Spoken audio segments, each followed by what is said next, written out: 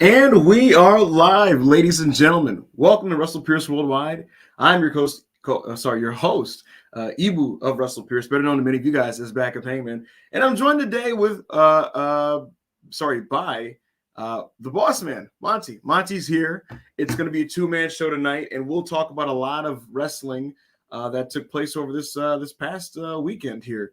Very eventful weekend of pro wrestling. A couple big shows. TNA Bound for Glory took place on Saturday. We will be fully covering NXT's Halloween Havoc premium live event from last night, which emanated from Hershey, Pennsylvania, and aired on Peacock. We'll be talking about Halloween Havoc. We will be talking about TNA Bound for Glory. We'll also be talking about the big happenings from SmackDown, as well as anything else that comes up, honestly. So we'll take a look at this last weekend. We'll look ahead to this week. And it'll be one of those shows also where you guys, once again, drive the ship. A show where you guys can dictate the pace with whatever questions you'd like to ask us, and we'll see where the show takes us, man. We got 90 minutes. We'll see where these things go, and let's hope to have some fun today, man. So like the video if you haven't liked the video, send us super chats, and make sure to subscribe if you haven't subscribed to WrestlePurists. We appreciate all the support we've been getting lately. The last video on this channel, Monty, which was the special Dynamite review on Thursday, was extremely successful, and we appreciate every single one of you guys who were here on Thursday to help make that an extremely, extremely successful video. So we thank you guys, and let's have some fun tonight. So again, guys, let's like the video, comment, subscribe, send super chats, and I'll toss it to you, Monty. How are you doing today? I'm doing good, man. Like you said, it was a kind of eventful weekend of wrestling. A few things going on. Halloween Havoc. Not quite the worst Halloween Havoc I think I've ever seen, but it's it's up there. We'll get into that one for sure. How you doing, Ibu? I'm doing okay. I'm doing okay. Elephant in the room. I'm missing Anna, man. Anna's not here with us this week, folks. She took the week off. She took the week off, and just to quickly explain that, Anna unfortunately received explicit messages from assholes who thought it was okay. Yeah, we all miss Anna, man. We all miss Anna. People think it's okay to send her just gross, disgusting, sexually explicit messages and pictures of themselves, and that's just not cool, man. It's just not cool, man. This is supposed to be a safe space for women, especially WrestlePurists, who tries to, like, in all seriousness, platform women and let them do their things. Anna loves creating content for you guys, and she loves being a part of Worldwide and doing this. And you don't want to turn this into a situation or a space where the joy and the fun is taken out of that, and people get weird. And this bullshit just discourages that, So we wish Anna the best. We love Anna. She's doing all right. You know what I mean? We've heard from her. I've heard from her this week, and she took the week off. She took the show off, and it's going to be me and Monty. And look, we'll miss her just as much as you guys do. And all I can say is, because I'm not going to point the finger at our audience. I know most of our audience are normal, well-adjusted people, right? But all I can say is, just as a broad message, man, is to just, I hope we can all just be civilized and normal people and not harass women on the internet. So all the best to Anna. We hope she comes back soon, and let's have some fun tonight. Because like you said, Monty, we'll be talking about NXT Halloween Havoc, and I have a lot of things to say about this show. And we'll get into that one. I know you do. Yeah. For your sake and for my sake, hopefully I don't rile myself up. We'll see what happens. Maybe someone in the live chat will just set me off or something. Hopefully not. But we'll talk Halloween Havoc. We'll talk some SmackDown. We'll talk TNA. We'll talk about whatever you guys want to talk about. So let's get right to it, since we have a lot of things to get through. Let's go right to the super chats. And guys, just know that this is your opportunity now to send the super chats with whatever you'd like to say, whatever it is you have on your mind, or if there's anything you'd like to ask us. Let's get right to it, Monty. Darren Walker, £5. Appreciate you as always. Great to see an old vet like Buddy Ray wants to help a younger talent. What a good example he is for the PC kids. He's trying to start you off already, but yeah. This is like he wants. Darren wants me to crash out at the very start of the show, and you know what I'm gonna do? I feel like, unfortunately, I feel like these super chatters are going to try to get the Ibu crash up. I think they want to hear it, and I'm not going to do it.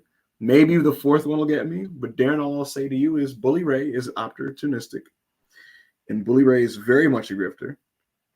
and he's somebody that knows how to get himself booked in things. He does. Whether it's Maple Leaf Pro or this, Busted Open is not really just him doing a radio show for the love of the game. Busted Open is a vehicle to keep him in headlines so that he can continue to get paydays from wrestling promotions. That's what Busted Open really is. And good for him, I suppose.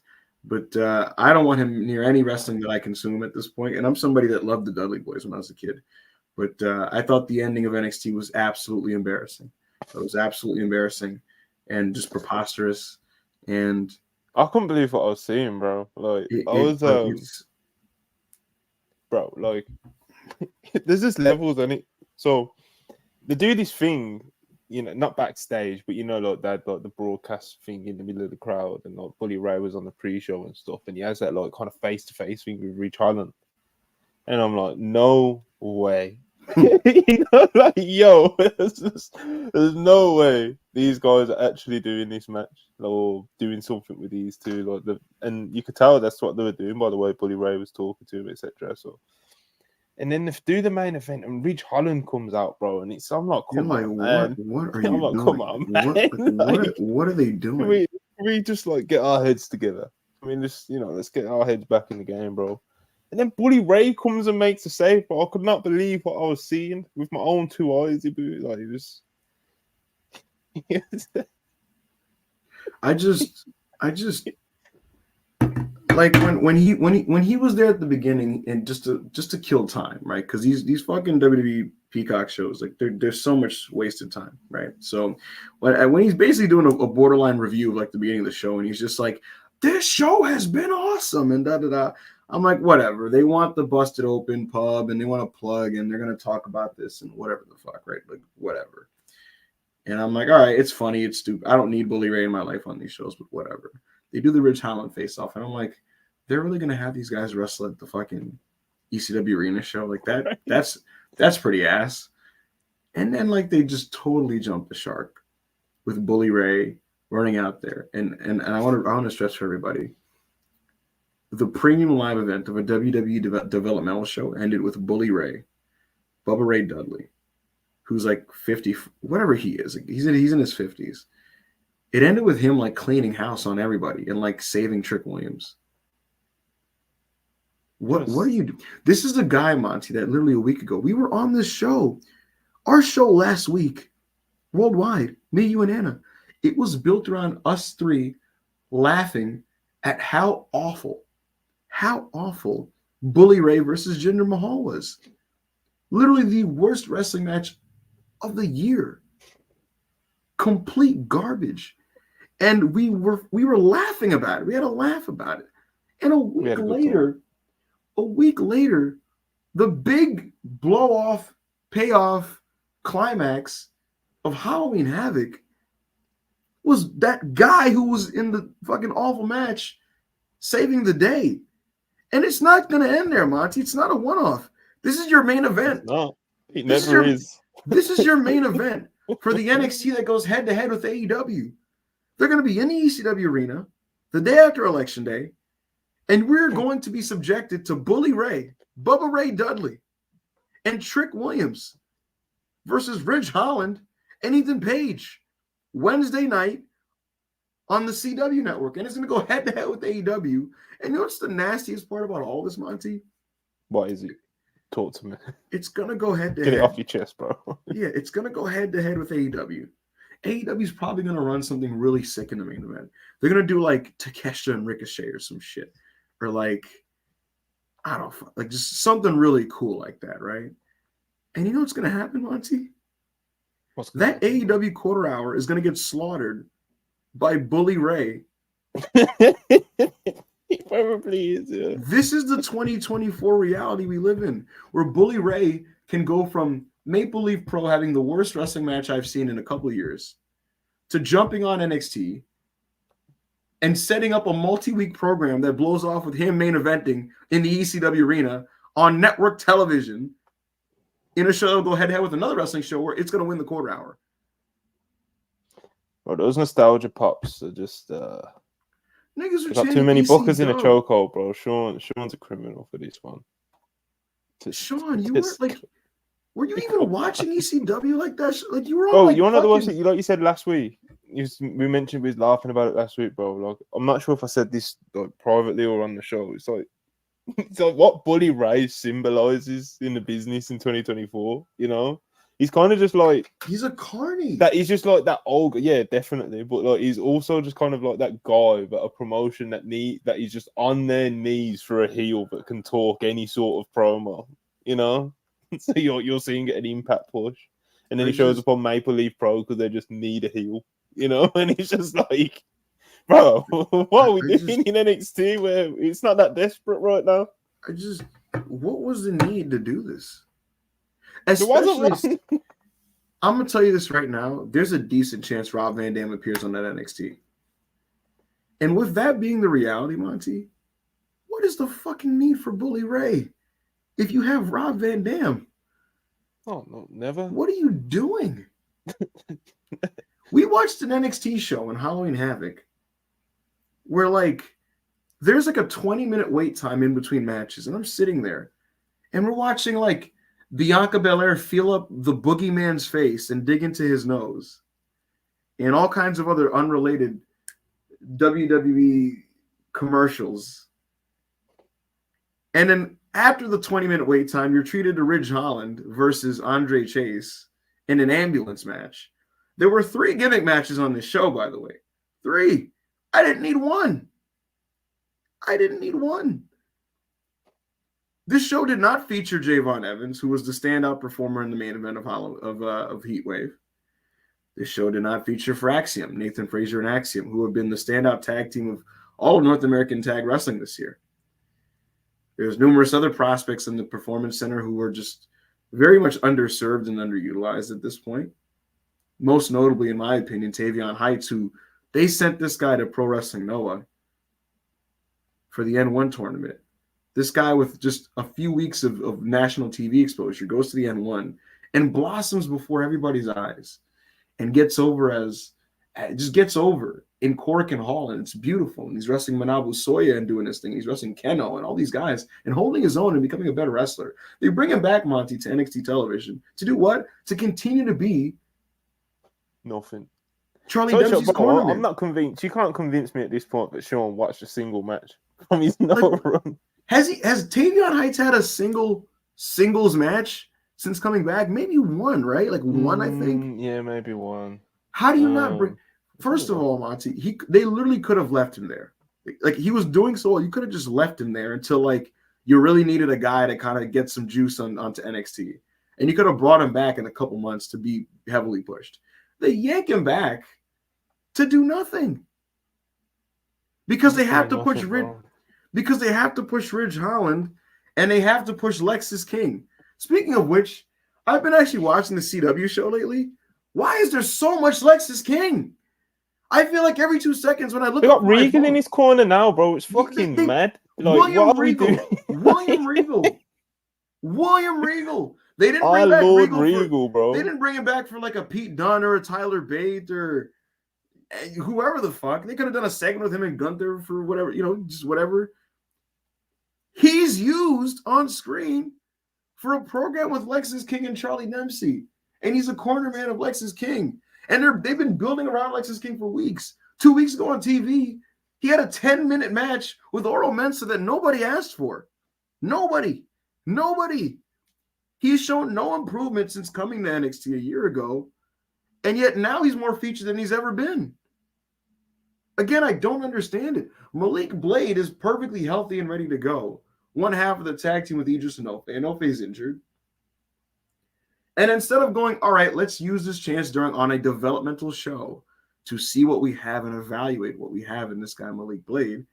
Young athlete, good athlete, in his 20s. No, nothing. Because I got to watch Adonisly, the guy who's just chasing after all these white women. That shit's so bad. I gotta watch this. I gotta see Obafemi lusting after Nikita Lyons. Who's still she may or may not have attacked Adriana Rizzo, but it's just like, what is this? The funny part about it is they're definitely going to do a tag match, Monty. They're going to do Tony D and Adriana versus Nikita Lyons and Obafemi. Where is Wes Lee? Where is Javon Evans? What the fuck is this brand? Javon Evans is but the wrestling Javon Evans and Cedric, the wrestling for the tag titles against Axel and Nathan Frazier, that will be decent, but it's gonna be good. Why wasn't that booked on Halloween? Why wasn't that booked on Halloween Havoc? Why did that show need to be fun? Why did I have to watch Kalani Jordan face like 3 girls in a row and with no heat, and she's just running through like fatal? Just have her face the girl you want to beat her and just book the fucking interference finish. Why did I need to see her run through the other 2? Was it to try to like save face and act like and to protect her? Why are we protecting people in NXT? What difference does it fucking make? Last night's show was fucking terrible, dude. This show is awful. And the funny thing is, if you look at my star ratings match by match, Monty, you look at them on paper and go, oh, he thought the show was okay. I didn't think it was okay. I wasn't having an okay time. I was having a very bad time.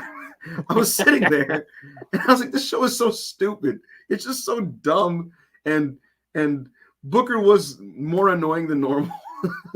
And there's so much wait time between these matches. And Bully Ray is all over the show. And Ridge Holland is in 4, and he made 4 appearances on this show. He's 36. What are you hoping to accomplish with Ridge Holland? Do you think he's 2002 Brock Lesnar? What are we That's doing? The big thing, isn't it, bro? It's like, what is the end game with some of these talents that are getting all this time, bro? It's like Lexis King, Ridge Holland, etc. It's just, bro, what are we doing? It's like there's real. I don't know. There's real. It's like I said earlier. There's real talent in NXT, like in the men's division still. Like, yeah, they did get a bit gutted from in the summer. But there's still guys to build around. But there's still guys there. We just listed like 4 or 5 of them, and that's not even. That's probably about half of them. There's still real talent in that men's division. I keep seeing tweets like, "Oh, who can come in and make the difference in the men's division?" It's like, bro, they've got the talent there, but Sean just books like a fucking just book better. What do you mean? Who can we sign? Niggas are talking about this guy, and can we get that guy? Well, first of all, how would they get their house in order? Because even with the little talent that they do have, bro, again, with a shallow roster that's top heavy, then why don't you just accentuate and hyper fixate on the people that are actually awesome? Because to me, again, that Heatwave show was really good, Monty, and it's like. It's very clear that it was like good accidentally. Shawn Michaels cannot be good on purpose. When he's good, it's accidental. It's just because some of the talent are just so talented or things just happen to come into place. How do I know this? They didn't take any of the right lessons from this. Sol Ruka and Kalani Jordan were out there looking like fucking Sean Waltman and Jerry Lynn in 1992 out there doing that thing. And I'm like, hell yeah, dude. Like this fucking like spot fest moves wrestling from the ladies. And then they proceed to have Kalani Jordan's title run be her feuding with Wendy Choo. Wendy Choo. Kalani Jordan's working Wendy Choo and this person and that person. When we know that her appeal at this point is that she's a good athlete. How are you not going full Paul Heyman and just doing like 17,000 rematches with Sol Ruka where they come up with new different ways to do the Soul Snatcher and like other like lucha moves? How is that not the play? How is that not the play? Wendy Choo? And then again, Heatwave. Javon Evans steals the show. And I feel like every time I tune into this fucking NXT TV, he's losing to somebody in the main event. When in my to my eye, I would build the identity around this dude in this sense. What's the perfect way to kind of market? We're the young brand, we're the hit brand, we got this guy who's a standout. I'm not saying push him like in the sense of giving him a million belts, but guess what? In 2002, when TNA started up, AJ Styles wasn't their top guy. But when you watch the TNA, they were telling you, hey, man, look at AJ Styles. Look at this dude. Look at this guy. Yeah. And that's what he should be. And he's sharing the spotlight with all these fucking losers. All these losers. Shortly after, he waved his job into Gallus. Again. He's the way they've de-escalated him has been like wild, bro. Like obviously, bro, like always when they had that 4-way match for the world title in NXT. I was like, bro, if Javon Evans wins this, I have no problem with it, Yeah. Couldn't think of very like super solid reason why not at that point. You know, You talking about the three-way qualifier, right? No, the four-way match where Ethan first won the well, belt. why the fuck not? Yeah, why the fuck not? Yeah, he was just like, why not? Like what? People are behind him. He's exciting. He's eye-catching. He's, you know what I mean? You got all these different things. He can actually talk already. Beyond that, Monty, that St. Louis NXT on CW, the second show, it looked to me that direction was going to be Javon versus Ego and Trick versus Wes. And in my head, I'm like, that's totally fine. That works. Ethan is a totally decent pro heel. He can work Javon. They could do their thing, and Javon could shine. And if he loses, so be it.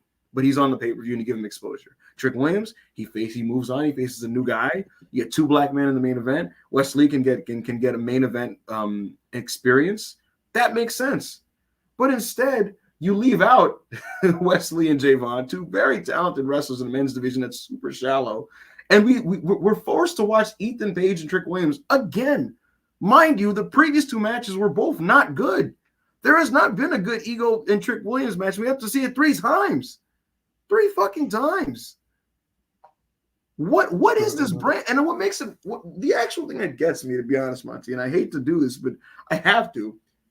It'd be one thing if NXT was just kind of a stupid brand and like it is what it is. You know, we take it for what it is and we just watch for the ladies and, you know, we put over Julia and Stephanie and Roxanne and you move on with your life, right? It'd be one thing if that's what it was, right? But you go to social media and you have these fucking dyed-in-the-wool WWE fans that swear by this show and will fight you to the death on behalf of NXT. And I just can't fathom this. There's people, Monty, that will tell you that Shawn Michaels is the best booker in wrestling. He doesn't even believe that. Bro, it's so I feel a lot of people say it so blindly as well, because it's like you're talking from a place that, like, yeah, okay, you've watched the last couple CW shows since the big move, because they've booked some big, you know, they've booked CM Punk, they've booked Randy Orton, you know what I mean? Right. Hooks. But like you kind of like, you know, you told in NXT, or you might watch the PLEs and the other match if like Nathan Frazier and Axiom have a good tag title defense or something. I watch these shows every week, bro. I watch every single NXT, and I can tell you now that at one point earlier in the year, like with Sean's booking, as Ibu says, like a lot of the good shit does happen by accident, but like to give him some credit, he is a booker that just throws a bunch of shit at the wall. You know, some of it will be good sometimes, you know. And there was a point where, you know, NXT, it is what it is, bro. Like it is kind of like a wacky show, like not to the extent like Ibu was just saying, like, but like it is kind of like wacky and it has its own kind of like look and the way they do certain segments and stuff like that. And yeah, it does work for the people that they're trying to appeal to and that core audience that obviously has been growing over like the past couple of years. But with that being said, like I've kind of accepted NXT as what it has been, but it's been worth it because of X, Y, or Z has been doing this or that storyline or this storyline or this or that. I honestly think like the past few months, Sean's booking has been like the most like nonsensical garbage it's been since his whole time in NXT. Like in terms of like you just said the timeline of like Heat Wave to now, it's like the pieces he had in play to where we are now. It's his worst run as booker, I think. When mind you, even though some of the shows have been like successfully rating draws and stuff like that, which kind of makes the conversation a bit weird, but. Monty, when the Heat Wave ended, how are you not looking around and going, this is what we are? Going into CW, that is what we are. And no, they had to like, they took Heat Wave and they like pissed on it and like pooped on it, like literally, and just got like, just defiled it. And the WWE fans that will tell you that Sean is like the world's best booker and that it's WWE's best show, it's not WWE's best show most weeks. And I don't even like love Smack, like, bro. There's many weeks where it's the worst WWE show. Like, what are you talking about? I liked this past week. This past week's TV was like better than Halloween Havoc because it was bookended by 2 very good women's tags: the Sky Pirates versus the Meta Girls, and Fatal Influence versus Julia and Stephanie. But like, here's the actual truth about it, Monty. Even when I do situationally put over things that happen on NXT TV that I like, what happens is people will be in my replies and go, no, stay on that side. Stay on that side. You don't have to tell me this because I'm not leaving this side. Because the truth is, even if I happen to like something Stephanie does or Julia does or Roxanne does, I don't have trust in Shawn Michaels as a booker to go, I will now put my trust in this show and declare that I like it overall, I like the brand, or I support the brand. That's not going to happen because I don't have that level of trust. So you don't have to tell me to stay on this side. I'm not leaving this side. This is not a consistent or reliably good show. You know, say what you want about Paul Levesque, and there's many things you could say about Paul Levesque, but as a booker, right?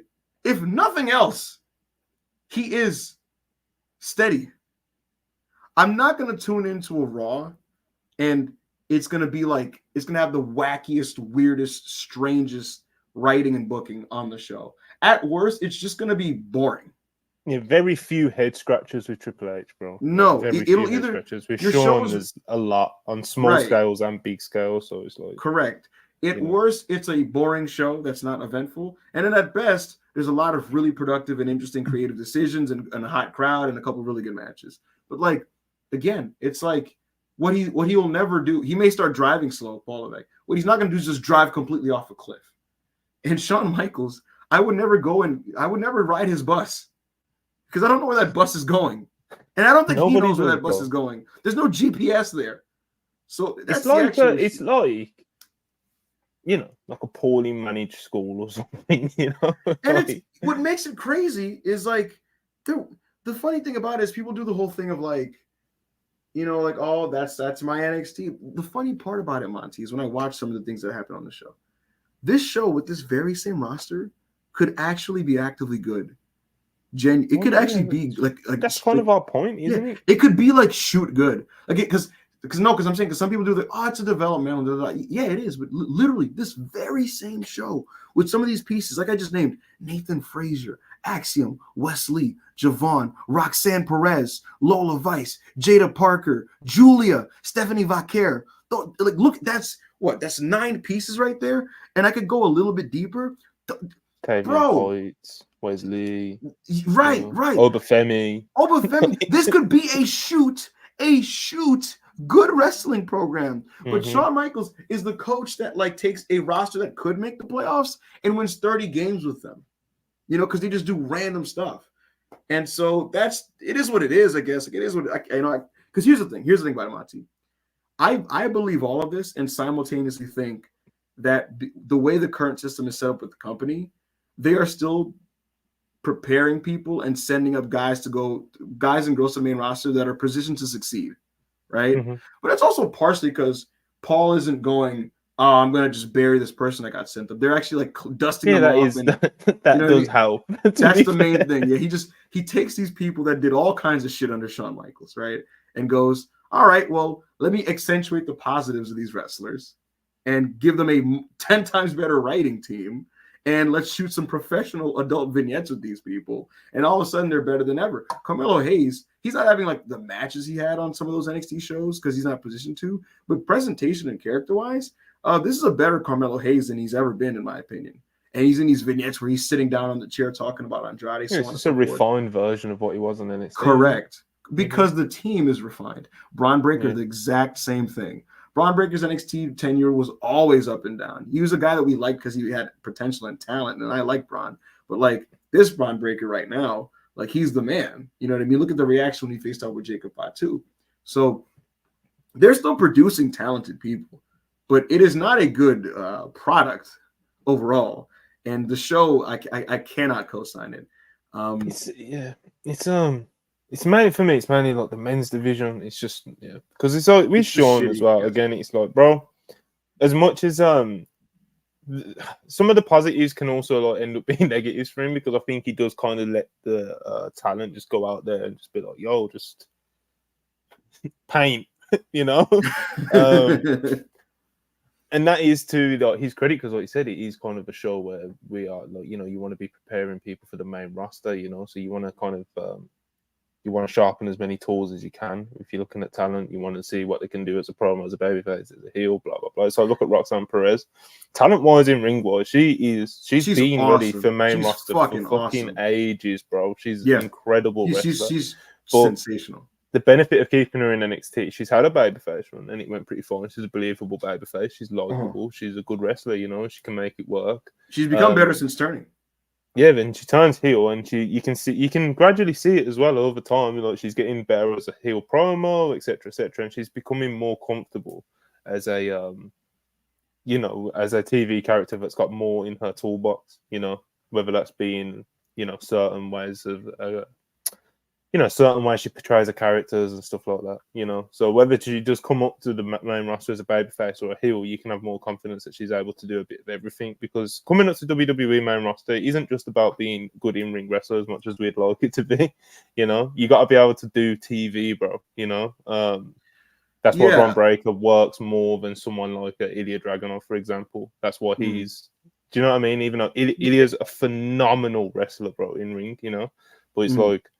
Bron Breakker's a lot easier as a TV character to like book into your shows and push and all these different things, Whereas like Ilya's someone who kind of earns the respect of a wider audience through his performances in the ring, which he was definitely doing until he heartbreakingly tore his ACL. Yes. So no, I totally agree. So that's just to do with that.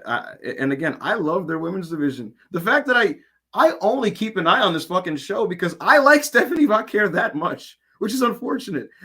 In a perfect world, Monty, these ladies get called up and I never have to watch this shit again in my life.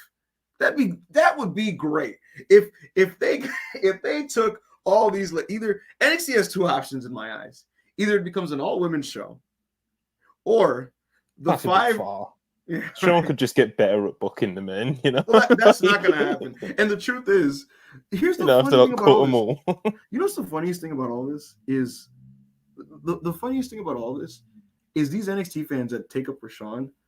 I can tell you for a fact, confirmed by numerous sources, that Shawn Michaels himself tells people, "I'm not a good booker." He says it.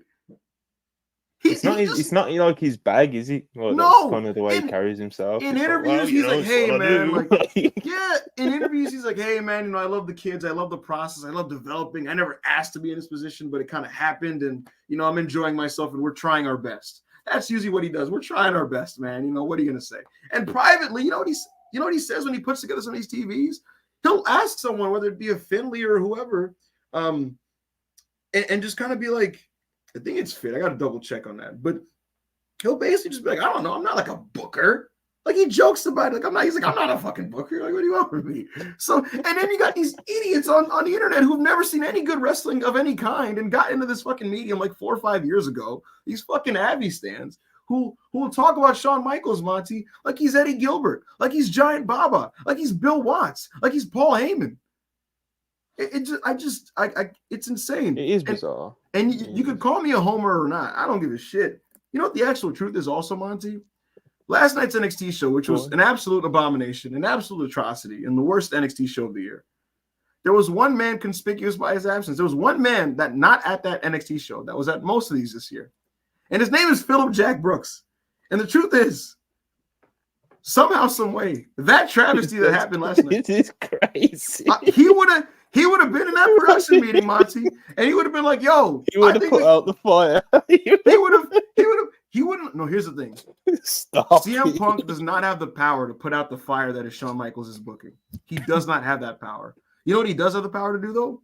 Limit the fire and hold it down. Because there's been production meetings where they have said, like, we're going to do A, B, and C. And he's like, "Yo, that's crazy." And they're like, "You think so, Phil?" And he's like, "That is crazy." And they're like, "All right, we'll do A and B." And he saved you from C. Yesterday, Sean was like, "I'm going to do A, B, C, D, E, F, G." And there was no one there to be like, "Yo, that's crazy." So there you go. Let's get to the next fucking super chat. Let's just fuck this. Yeah. Shout out to Stephanie Vaquer. Lord. And what a woman. God bless.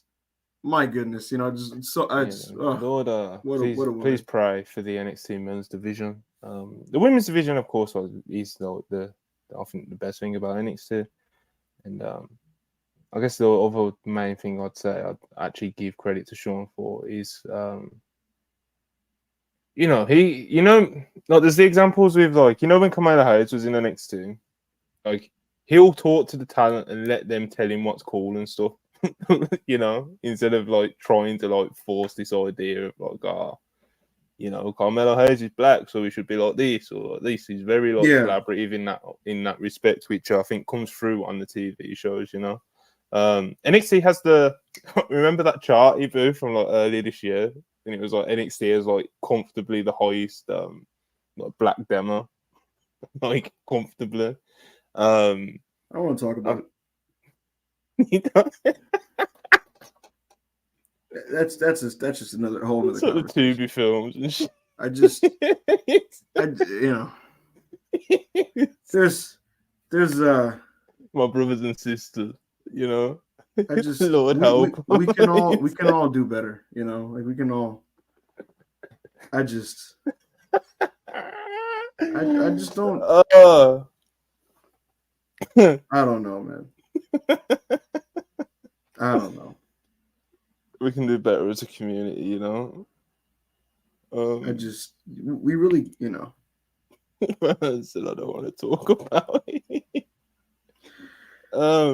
You know. All right, we're actually gonna get through some super chats now. Let's do it. Hey, Ryan Sully, $20 Canadian. Hey, WrestlePurists. I sent this question as a super chat a while back, but it was at the end of the show, so it didn't get read. Oh, appreciate that. Is Alexia still part of WrestlePurists? Haven't seen her in months. Just wondering. Hope she is well. Keep up the great work, WrestlePurists. We're still friends with Alexia and everything. She's not been on social media like that. If you look for her account, it's not there, bro. She's on a little social media hiatus, to the best of my knowledge. But there's no like falling out, or we didn't like sack her or anything like that. Nothing like that happened. No. Yeah. She kind of she's been on a low key one, it seems. So my broad stance is congratulations to anybody that can escape the space. To be honest with you, fair. I said the same thing about Jay Shell, who escaped. I was like, man, good for you. You know. 100%.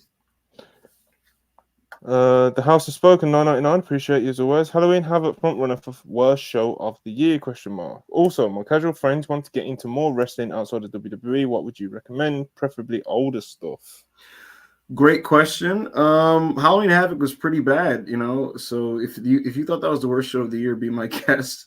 Recommendation for casual fans: it depends on what they're already exposed to and what their tastes are. Because if they understand wrestling and they like wrestling, I'd recommend them all kinds of different things. I'd recommend them to see the best stuff from New Japan from like the 2010s. You know what I mean? I'd recommend what would I recommend? I'd recommend some of the best stuff from TNA's X Division. I'd recommend some of the best stuff from WCW like 1992. You know what I mean? You get yourself a little bit of Vader and Sting, you know, a little bit of Ricky Steamboat and the Dangerous Alliance.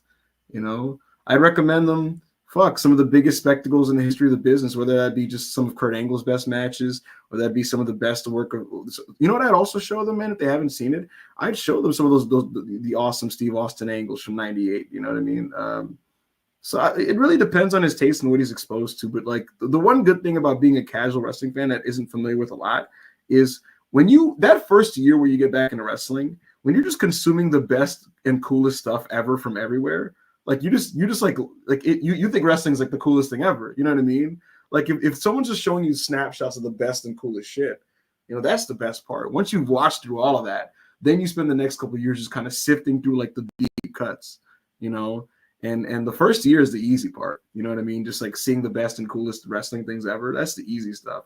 So it really depends. But a lot of the things I just listed are good little starting points. Also, it depends on how you want to do it. So, do you just want to watch a bunch of matches and spectacles and stuff like that, or do you want to like sit down and watch like Peak Nitro, you know, or like a whole G1? That's the other thing. You know? Yeah, it's like, are you here for matches? Do you want to like see great? Yeah, that's a great point. It's also a great point. Yeah, because it's all about how it's because there's so much wrestling. You know, it's so funny for me I was gonna say in the pandemic, Monty, I realized I watched like so much different wrestling at the same time. In the pandemic, Monty, this is what I watched. I watched every single SmackDown from Paul Heyman's SmackDown 6 era. Every single episode. That's how much free time you have. And when you're locked in and there's nothing to do, I watched that while my brother was playing Persona. I watched every episode of Saturday Night's Main Event, the original. Watched every episode of Saturday Night's Main Event. Had a great time. I watched all of 1990s New Japan. Every single major show from 1990 to 99 in order. And then yeah, that was pretty much it. Then I went back and I rewatched like every 2000 WWF pay-per-view. I had a great time, so and I say all that to say it's because I have different like vibes depending on the day. And sometimes you're craving a different thing. Like maybe one week I feel like just watching The Rock cut a promo. But then maybe the next week I just want to see Shinya Hashimoto fight Hiroshi Hase. It depends, Yeah, man. Okay. Ryan, 13.99 Canadian, appreciate it. So the men's NXT division, Ridge is getting a push because they need to see if he can get over. Big money takes priority over youth, not a high bar, but this has been his best work. No, but the thing is with Ridge, bro, it's just a dead end, isn't it? It's like, what's the point? Yeah, it's like even said, he's 36. You've got other talent that you could be giving these minutes to, these minutes in the spotlight to. That have actual upside. Yeah, exactly. That have actual upside. So that's kind of where I'm with Ridge. I actually don't think Ridge is terrible. He's just like he's okay. Nothing. Yeah. Do you know what I mean? Like he doesn't really have any charisma physically or on the mic. So he's not a really good talker either. He's in ring. He's very just kind of like okay. He's just kind of like a, just kind of like a muscular guy that can do a few power moves and stuff like that. Nothing really that catches your eye or jumps off the page.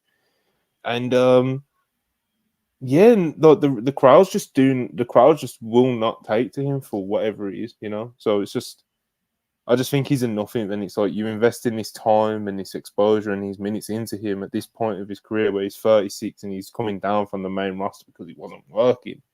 It's like I don't think you should be closing pay-per-views with an angle with him, because even out of the people that have came down from the main roster to kind of get a fresh start, like Cedric's a lot better than Ridge Holland, bro, and even knows like I'm not a huge Cedric guy like at all, So like, I don't know. I throw my hands up when it comes to that Ridge bullshit, man.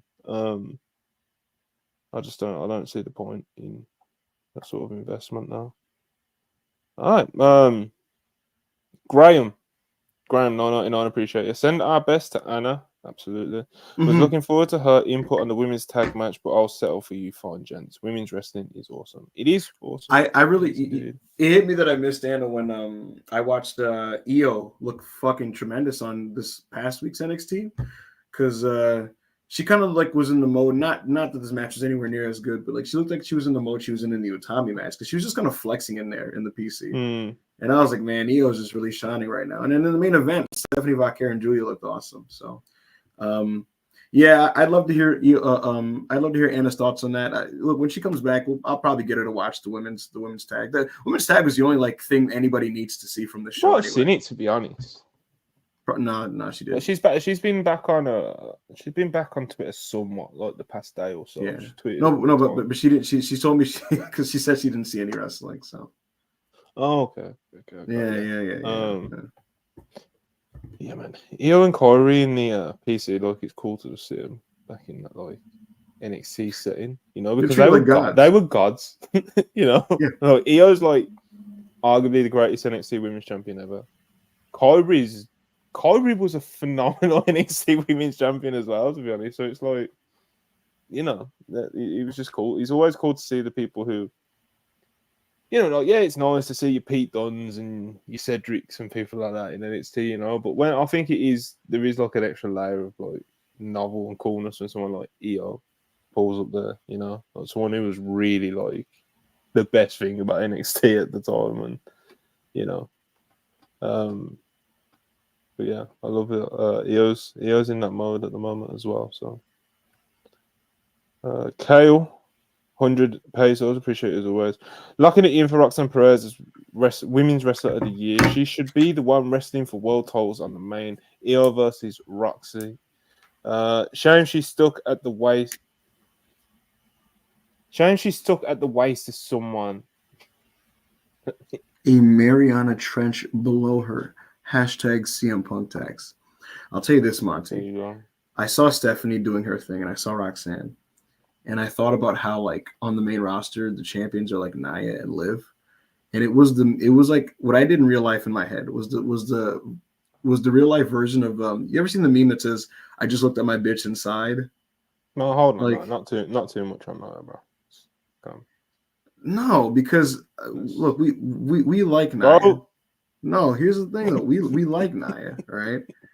But this version of this role that have her in is so fucking lame. Like, what happened to like the Nia that just walked in and like just destroyed people and did the fucking bonsai drop? Now she's doing this like bullshit. Like, she's doing this lame ass fucking thing with it's the TIFF stuff, isn't it? It's just kind of let's get it over with. Like, the minute it started, I was like, oh great, this is gonna be like a fucking 7-month storyline that like nobody fucking needs. Like, just nobody fucking needs. And people are like, no, bro, like let them tell their story. No, shut the fuck up. Like, I know what I'm talking about. It's gonna be a long story just to do the whole split thing because that's Triple H's favorite play call. And I didn't need to see Nia in that role. I'd like to see Nia as a disruptor that just sits on people. Yeah, but who's to say that they wouldn't just be doing bullshit on the main roster in the same way that like Nia herself as a talent has been really good since she's came back, and she's been doing good stuff up until the past few months where it's kind of leveled off and kind of got a bit uninteresting with the Tiffany stuff. But the crowds kind of still react to it all and all the different teases that they do, but it's not exactly what we're asking for, is it? So it's like it could be the same situation with us as well. That's why I say not too much on Nia, because she's good, brother. And anyone can be booked poorly. It can happen to anyone, especially when we talk about like Stephanie, Julia, Io, people like that. It's all I know is I'd rather see them on TV than some of these people that I'm subjected to on television. Hashtag some. Hashtag some of these people I'm subjected to. No, absolutely. They're very fine wrestlers. Iverson, awesome. 1999. Appreciate you. Really happy to see all the praise Santana got this weekend. Been following him closely since he left AEW, and he's been killing it. Always love seeing fellow Islanders succeed. You gentlemen have a blessed week ahead. Thank you very much. Thank you very much. Mike Santana is awesome, and I was going off on Saturday. I think it was Saturday night. I was on one watching his performance against Moose. That was like the first good Moose match this decade. He is just Mike Santana is awesome, and he's somebody that is better in every which way than he was from when he was in AEW. His look is better. He's in much better shape. He's a better wrestler. And he's always been a great promo, but I'm looking at this dude now, and I'm like, man, this guy could like really, really be something. And he turned himself into a commodity. And if in case you missed like all my rambling on Saturday night, the bottom line of Santana is he did what a lot of these wrestlers are too fucking pussy to do, because a lot of these wrestlers like to complain about their role and their spot, but ultimately they're not going to do anything about it. They're going to happily take the check to be jobbers on Rampage or Main Event. And he said, fuck that. That's not what I'm going to do. And I'm not a tag wrestler either. I see myself as a single star, and he made himself a single star. And he made himself a commodity. So good on Santana.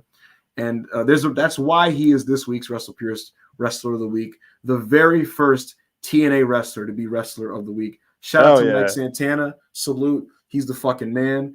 And hashtag reconstruction.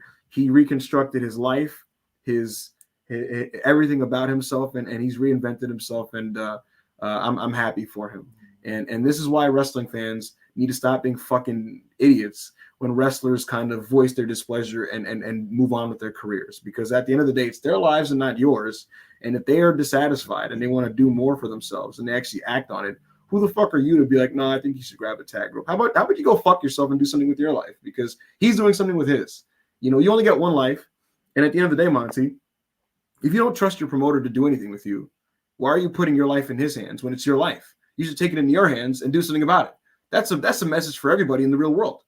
And he said, I'm 33. You're only 33 one time, and you don't get these years back. So why fucking wait till you're 40 to make a move about it? You know what I mean? Dolph Ziggler left WWE at like 42 years old. So good on Mike Santana, and all the best to him. Yeah, man, shout out Mike Santana, as he was already said. WrestlePurists Wrestler of the Week for this week. Very close with Sari. But, we give Mike Santana the nod in the end, the WrestlePurists Wrestler of the Week. And, everything you just said, man.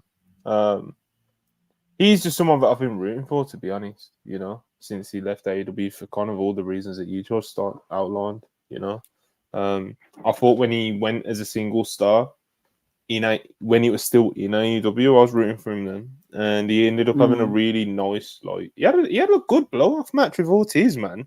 It was a good match. I remember it vividly. And then he just kind of he was just kind of forgotten about it, and he made the decision to walk out of it. And there was a lot of weird reactions, as he's already alluded to.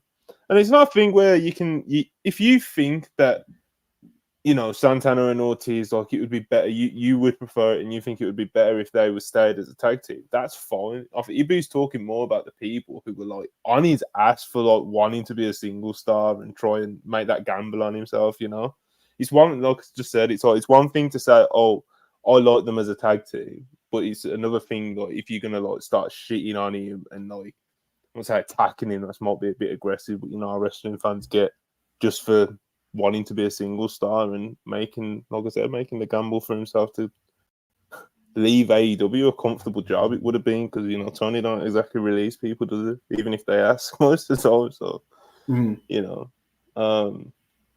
he was he was able to get his release, and he's getting there, man. He's getting there. It's not like he just won the TNA world title and fucking, do you know what I mean? And he's now the PWI #1 wrestler of the year or anything. But the progression's pretty obvious with him, I think. If you haven't seen him since AEW and you watched last night, he's jacked. He's putting up 450s. Yes, he's fucking jacked, and he's doing moonsaults and 450 splashes, Yeah, and yeah, it's just cool, man. And he's always been a good talker and shit. So yeah, he's a very good talker. Always has been. All right.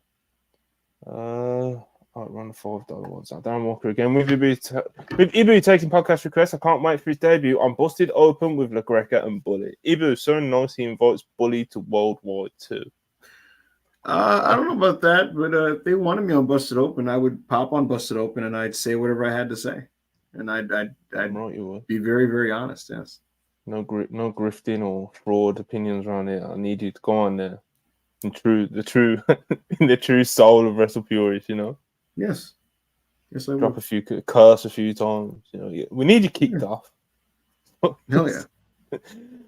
Sam Chonko, 35 Zar. NXT has been unwatchable for me since Brian Mello Tiff left. Nikita and Cora Minutes are only making it worse too. Need Punker to save the territory. Look, man, the bottom line is, some of these fans, you can't save them, and they really love this show, and anytime I suggest any type of material change to the show, people push back and get really mad.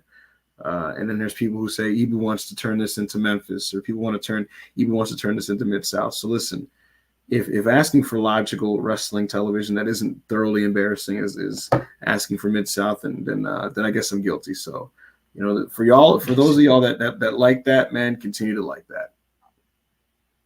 Yeah. And Sultan, $5. Can't watch live in 2025. We don't need Lil Gunt, Big Oba taking that title. All right. Cody can't hold a belt to save his life. Oba double champ immediately. Anyways, thank you, Anas. Appreciate the $5. And shout out to Obafemi, who will certainly be a top guy in this business sooner rather than later. Yeah. I've lost a super chat. What's it? I'm just I don't wanna do someone dirty for the little. Someone sent a $2 super chat. I lost it. There it is. Boom. It was Dan Walker. Ibu, can we get CMLL review at the Grand Prix? I'd love to, but I didn't catch it. So you know what you're going to get instead? You're going to get an impromptu 2-minute review of Takeya Nomura and Fuminori Abe presents Kakuto Tanteidan 2, because this week what's going on here? it's impromptu. So basically, Monty, I'm explaining it to you as I'm reviewing this thing. It'll be quick, but the bottom line is the astronauts, Monty. This is the second year in a row where in Shinjuku Face they co-promoted a show, and the idea of the show is basically like a battle arts revival. And for those that don't know, battle arts was this 90s shoot style promotion, one of the many that existed in Japan, and it was most of them are offshoots of different shoot style promotions because these guys have their own dojos and fight camps and shit, and they just, because it's Japan, they just leave and make their own company, right? But the point is they did this last year, and the main event was that tremendous, critically acclaimed Abe Nomura singles match. So this year they did it again, and this time the main event was a tag match where the astronauts were opposite each other. But they brought in Kazunari Murakami, who was a former shoot fighter who also did a little bit of pro wrestling in his day in the late 90s, early 2000s. And they also brought Yuki Ishikawa, who was one of the founders of Battle Arts. So really, really fun main event, really silly, really weird show. And what I could say about this show, Monty, is it's not going to be for everybody. And I don't even think anything on it was great. But remember the thing I complained about last week about everything being the fucking same? The best thing I could say about the astronauts and these shows that they're producing is this is a show that you would not see anywhere else. This weird shoot style. We're doing kind of MMA. We're also wrestling, but it's also kind of weird and wacky, but not weird in that and wacky in that like a meme taking the piss way. Weird in that like kind of offbeat Japanese humor, irreverent type of way. And it was just really charming. And the gist of the main event, Monty, is the old shooters tried to fight it out at the beginning, right? And just picture old Japanese men just trying to come here, motherfucker, and they're trying to fight, and the crowd is just dying laughing, right? And they're kicking in. You're muted, by the way, but they're kicking and forearming. But like they clearly tire out. Like you ever see like a guy in an MMA fight winded? They did that type of thing, and they're kind of like it's a very vivid image going on right now. Right, and they're hugging on each other. This before. Right, they're hugging on each other, and they're kind of slinking to the floor, and the crowd is dying laughing. And you just see the astronauts slowly go like, "All right, guys, all right." And they just kind of tag them out and say, "Get the fuck out of here!" And they kind of slink away, and then they just fight it out. It was really charming, and it was really unique, and I appreciate the astronauts for always trying to be different. So shout out to that. Kakuto Tanteidan #2. It's on Wrestle Universe if you want to check it out. Some Chunko 45 Zar, appreciate you. Ibu Alvarez says that WWE is doing a multi-year build with Roman and Braun Breaker that started when Paul Heyman went to NXT to help Braun. Thoughts? I don't. My only thought is that it's a legitimate shoot. That is the plan. Yes. Darren Walker, £2. Appreciate it. Can't wait for Costco Dad versus QT Limp Bizkit video. Come on, bro. If that's what you enjoy that. It's only on 0 hour anyway. So. Yeah, I'm just not gonna watch it. Like, okay. It's very easy to skip, you know. Right. Legend Rider, $5. Appreciate you. Someone saw them teasing a romance angle with Oba and Nikita Lyons and got him the fuck out of it. But that tweet earlier where it was like, you know, there's rumors about Oba Femi going to Raw. I'd probably wait a little bit more to. Yes. Yeah, I don't think there's too much substantial to that. Yeah, no, I didn't. I could be wrong. They could surprise us all and throw him on TV. Here's the thing. You know, but... I can tell you this. A lot of the NXT people that were there yesterday are still in town, but I do not think Oba Femi's being called up. He may be in. They may do that thing where he's ringside and they show him like, "Hey, it's Oba Femi here," like they do sometimes.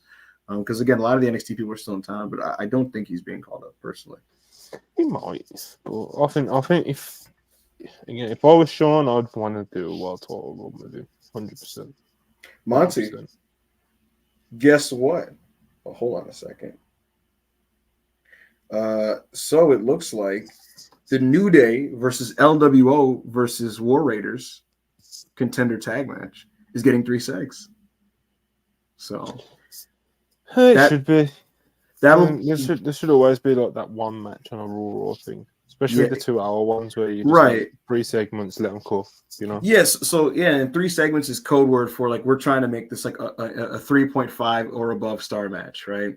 And this one will be Dragon Lee's best Raw match to date. So looking forward to that. Velocifactor 499. Triple H saw HBK booked that nerdy loser to pin over the guard twice and said, "Fuck no, don't scratch the Phantom." Also, I'm all in on Big Zarya. She moves me. I think the Zarya stuff's kind of mad because it's like she's been presented in WWE by WWE as like on the same level as like your Julie and Stephanie as like an acquisition coming in and making like a stamp on the women's division. And in turn, there's a lot of online fans that are like, "Oh, well, she's not that good, and she's not this, and she's not that, and she's blah blah blah blah blah." And she's not actually done anything in NXT yet, so it's like it's the two end like extreme ends of the scale kind of thing where you've got people who think she's coming in and she's going to be like one of the best women's wrestlers in the world and this and that because of how she's been presented. And there's people who are already like writing her off, you know, because obviously they think she's been like kind of like overexposed already, you know, before she's even wrestled. So she's got a ring debut for NXT this coming Tuesday, and we'll see what Zarya's cooking with. Obviously, some people have already seen her wrestle. I know a lot of people watch. Was he Draven, the guy who always tweets about TNA? He posted like the Jordan Gray Saria match from like I think like last year or earlier this year. You know, so you can get a little look of that, but you just wait and see, bro. You know, just wait and see what Yo, Zaria saying. the live chat is throwing a party at the tag three-way getting 3 segs. And my God, my boy Seth, he said, Dragon Lee W me thinks. He said, we celebrating at the Evil party. There will not be an Evil party tonight. there will not be an Evil party. You But I'll never tell you beaten this, these accusations, bro. But you know what though? You know what though? Go on. Dragon Lee FC. Let's get some W's in the chat. Because tonight, it ain't going to the New Day. They got issues right now. They got issues staying on the same page. It ain't going to the War Raiders because they're going to do some damage, but they're not going to have the savvy to get the pinfall. Tonight's W, folks, is going to Big Ryu Lee and Rey Mysterio Jr. We got this. We got this tonight. Let's get W's in the chat from Dragon Lee FC. Tonight's going to be an awesome match. He's going to do some sick shit. He's going to do his tope. He's going to do the Conhilo. He's going to do his fucking Dragon Bomb thingy where he sits out, turns into a Liger Bomb. All that shit. 3 segments, you know what I'm saying? I'm excited. I'm looking forward to it. Mexico, stand up. We out here. You know what I mean? Three versus Io Sky for the GHC hashtag soon. Yeah, Noah announced a women's championship. Yeah, the GHC Women's Championship. I don't think that match is going to happen for it, but you know, still cool. if that match happens in general in a Japanese setting, I think it'll be like one of the greatest women's matches like of this decade. I mean, of this century. Yeah, 1,000,000%. With the form that they're both in this year, bro. Yep, absolutely. That could be like the best non-All Japan women's match ever. That's what I'm saying. Like, it could just be unbelievable, you know? Saru being a heel in that. Black Yakuza United for $5. Saru and Bozilla having the most classic face versus monster heel match ever, and they tore it down. Yeah, he's talking about the match at Marigold in Korakuen Hall. I checked that out, and really good. Bozilla's coming into her own, and Cerise is one of the best wrestlers on the planet, regardless of gender. And this match really got to the next gear when Cerise bladed. When I saw the juice flowing down her face, I was like, all right. I was like, now we're talking. Man. Yeah, bro. I'm watching the match. I'm like, yeah, this is pretty good. And then she just has blood all over her face. And I was like, all right. You know, there we go. So it just does something to me. And the classical dynamic of this big, like, Gaijin monster versus, like, the Japanese ace type figure with the blood all over her face. That is pure wrestling right there. That is throwback. I thought that match was great. Corey Davey, $5. Can't live in a world where Ethan Page has held the NXT title and Oba hasn't. Love to see him on the main roster, but it's too quick. Also a Triple H booking question mark. Yeah, I agree, Corey. Obviously, everyone knows I'm Oba Femi's biggest fan, bro. Like, support, day one support, etc., etc., etc. Want to see him main event of fucking WrestleMania one day, you know. But in terms of him getting called up, I wouldn't do it yet, bro. I would not do it yet. We need the world title run, bro. We need the world title run. William Rab Jr. $2. Will Jay stay single or back tagging with Jim and Sammy? I mean, I don't know anything. I'd imagine he's going to be dealing with the Usos for now. You know what I mean? He's going to be doing some tags and working with Sammy a little bit. You know, so we'll see how it goes. He's opening the show and he's doing the angle of Braun Breaker, so we'll see what happens. Go Birds XTL $4.99. Do you think the lack of Pure Fusion Do you think the lack of the Pure Fusion collection on Raw recently means they were moved from the War Games match, or is that just wishful thinking? I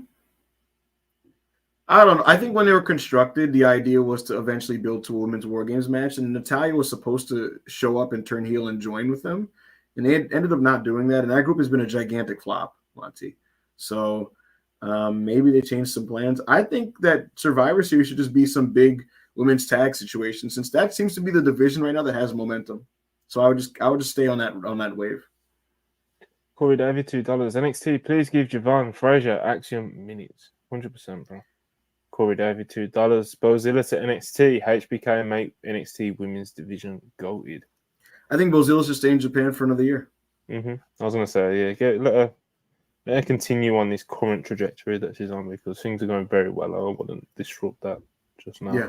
She's still so early in her career, bro. She's like, isn't she like fucking 19 or 20 or something? Like, She's 20 years old, and prior to Marigold, she had very little wrestling experience. I mean, so she could do another year in Japan and still go to WWE when she's what, 21? Absurd talent on our hands there, to be honest. Mid takes, $4.99. Appreciate it. What is everyone's little wrestling thing that makes them mad? Mine is when wrestlers' eyes are open when being pinned. Yeah, I'd agree with that one. That kind of does drive me a bit mad, especially when they're like blatantly looking at the ref. Like the eyes being open, one thing, but when they're blatantly watching the count, it's like, all right, man. Either you got any? When Well, referees don't, when referees do the come on guys, get back in the ring, come on, instead of just fucking counting.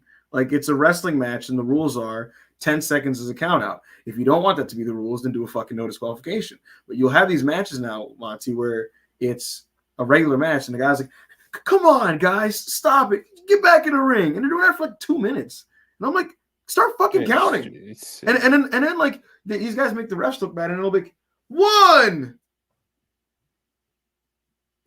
Come on, guys, get in. Come on, guys, come on. 2. I'm like, what are you doing? What is this shit? SMG $5. Do you think Tony Khan stacks up the Dynamite against NXT next week? You better. Bro, I don't know. I think he's just focused on getting AEW on track. I don't think at this point. I don't think it's like those things can coexist, bro. Right. My point is like, I know your point. But I'm just for example, Fright Night Dynamite is the destination show, and that has nothing to do with NXT. It's just he just wants some buzz and excitement for his TV at the moment. You know. Mm-hmm. Yeah. I mean, you need to keep it rolling, bro. That's the phase that they're in. The shows need to heat at the moment. Like last week's show didn't heat, and you saw the reaction to it. You know, even though they did try and do like progress the main story with like the Chuck Taylor, Orange Cassidy stuff, which I actually thought was like well done, and I thought a lot of the things that people were complaining regarding like that story in the multi segments, like people complaining about like how the baby faces all grouped up together, and it wasn't like there weren't any big stars or anything. And it's kind of like that was the point. You know, like Chuck Taylor literally says to Orange, like, I don't think any of these guys can beat them, but I think you can. And obviously, it's like we're getting there, bro. It's like I don't know. But anyway, the show wasn't like a big hit, and people were fucking burying it. You know, so it's like they're in a weird phase when you do these big overarching angles that are like almost like transitional for the company, you know, like those next few weeks need to like hit, even if it is a bit like absurd, you know. Jacob Donnelly, $5. Random question: favorite Tyler era? Favorite what? Favorite? Oh, Tyler era. Oh, that's a great question. That's kind of difficult because I'll tell you this. In general, Tyler from when was Igor? Was Igor 2019? If it was, Tyler from like around right after Cherry Bomb until a year or not, after Flower Boy, he had a lot of singles that he was dropping between like around that area, like Ziploc and a couple other ones that were really fucking good. And he's just in a really like good pocket there. And Flower Boy is obviously great. But the truth is, broadly speaking, this last 7-year stretch for Tyler the Creator is some of the best artistic stretches I've ever seen a hip hop artist have, in my personal opinion. So I was a big fan of Chromacopia, and I think in general this stretch Tyler's been in for like 7 years has been just excellent. I like Tyler, not that much, but I'm a big fan. I'm a big fan. I know. I'll follow you on Twitter, funnily enough. But yeah. He's obviously got a better answer than me on that one. Amari 316 V2 $5. Who's excited for a Trick Williams versus Rich Holland program? Nobody. Regal $4.99. Vinny Jr. was robbed. No, he wasn't. Shaitan Spurs $5. Kind of wild that AEW had better plans for their wrestlers who did a Japanese tour than NXT. Yeah, the Tavian Heights. So I won't call it booking malpractice because it's not like the fucking. But it's just bullshit. You know, but yeah, like it's the words popped into my head, you know, which you know is always bad. WrestlePurists for Fabrizio Romano $5. Appreciate you as always. Breaking money will not be traveling to Paris as WrestlePurists knows he will not win the Ballon d'Or. No one from WrestlePurists will attend the ceremony. So for all my US friends, this is in reference to Vinicius Jr. of Real Madrid not winning the Ballon d'Or, and Real Madrid just saying, okay, so we're not going to the ceremony then. Like, so they basically leaked it as well. Like, they basically leaked that Vinny Jr. wasn't going to win the Ballon d'Or like earlier today, just so they could like announce that they were not going to be there and nobody from Real Madrid was going to be there. It comes across very salty. I think it's not a good look. You know? Sounds real to me. I don't know, man. It's because it's Real Madrid, bro. Like, if it was like some small club doing it, then fair enough. But it's like Real Madrid, bro. It's like grow up, you know. It's like Real Madrid. I don't know how would you even compare it to like the Lakers? I don't know, like yeah, like no, not the Lakers. Because the Lakers are shit now. I mean, yeah. When did the Lakers last win a championship, bro? 4 years ago. That's too long. Yeah. All right, Sparrow 499. Glad I don't watch NXT. It comes with Fright Night. I guess so. Ibu, are there big plans for Buddy Matthews and Brody King coming into 2025? No. So Cruz 499. Good day to y'all. How about that cinema that happened Friday night? Ain't that right, Ibu? You know what? Let's do it now, since you know what I mean. There's been so many super chats. You know, I'm up and down with SmackDown, and oftentimes I find it to be kind of a repetitive show that the point of interest is just what Andrade does. But this last week's show was actually eventful and very well done. You know, they did the opening thing where Triple H was trying to persuade Randy Orton to leave Kevin Owens alone, and I thought that was effective in getting Kevin Owens over as this kind of unpredictable and dangerous guy. They did the Cody Rhodes and Gunther business, and even though it's for the fucking meaningless Saudi belt, all their angles have been very good. And this last week was no different.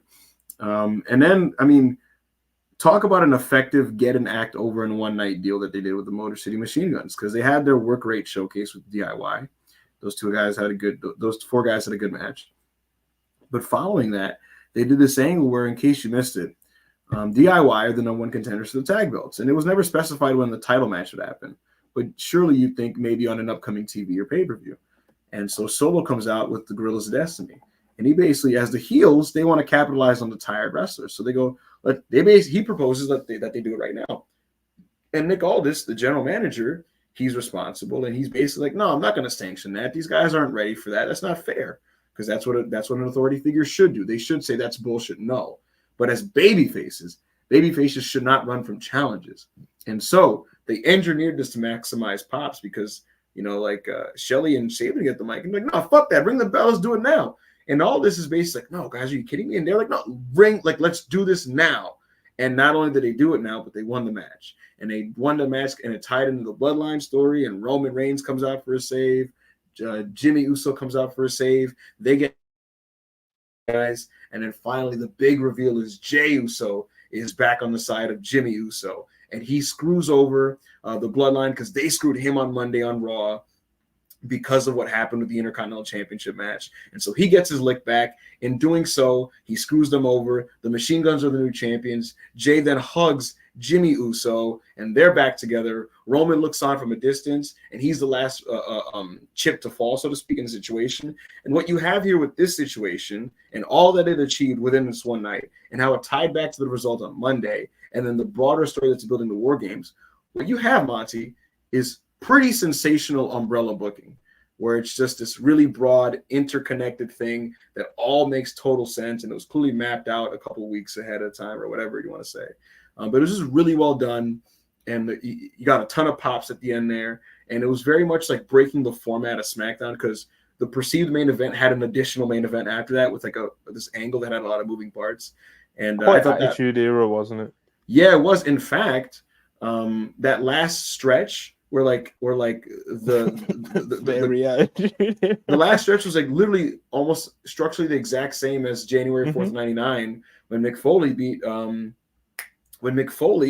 he defeated The Rock, because DX are coming out to fight the corporation. And then glass shatters. Austin comes out and he's fucking tearing through niggas, and then boom, hits Rock in the head with a chair, and then boom, Mick Foley gets it and he gets to win. And then Vince is like, what the fuck? And he's looking at Austin like, you motherfucker, and all that shit. And like, it builds to like 3 different fucking matches. It's very similar. They obviously do that by design, and I thought the whole thing was well done. Yeah, it was just well done. Bottom line. Well, choosing $5. Appreciate it as always. Julius said, I'm tired of people saying I don't hit hard, so I'm going to do this stiff knee. Yeah, that was the slow-mo version of it as well. Is incredible. The knee hit on Cora Jade. Go Birds, XTL, $4.99. Appreciate it. Why will WWE only do 5+ matches on the November Saudi shows? Hopefully it becomes a trend, bro, and it's not a one-off. But also, it's likely just because like they want more than 5 matches on their shows. That's just the bottom line. Today's Paul Levesque. Ibu, easy on the B-World, pal. That's not what we do anymore. Amari 316 V2, $5. In NXT with old school NWA, Memphis, and or Mid-South characteristics would be pretty beast, not gonna lie. That hypothetical version of NXT would go so hard.